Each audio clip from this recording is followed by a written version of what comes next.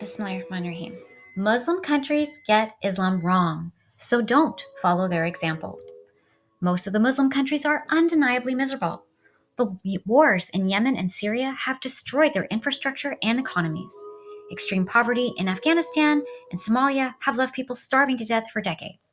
We see natural disasters like terrible earthquakes in Turkey and Morocco turning entire neighborhoods into rubble. When we look at the Human Development Index of the United Nations, we can see that the non-Muslim countries, such as Canada, the United States, and Australia, are doing the best. So what's going on here?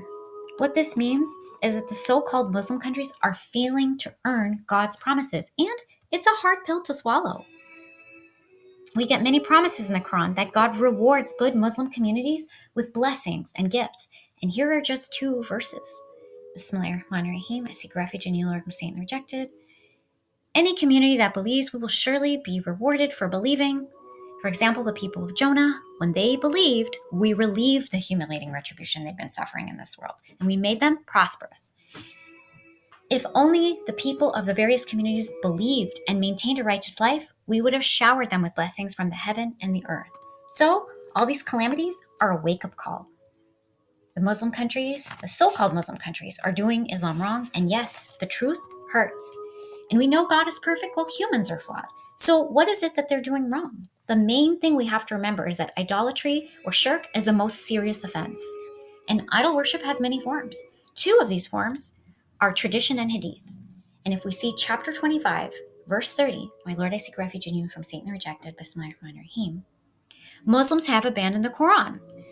The messenger said, my Lord, my people have deserted this Quran. So when we see that Muslims don't read the Quran, they're ignorant of their own scripture and fooled by violent, backwards, anti-women scholars who make up lies that have zero basis in the actual Quran. They make up rules or toss out rules instead of doing the right thing, knowing that God is the only maker of the rules and he speaks those rules in the Quran. And that's what it means to be an absolute authority. We should never be adding or taking away from God's rules in the Quran. They challenge God by not accepting chapter 6, verse 114, which says the Quran is complete. They insist on hadith. And you're looking to humans instead of God.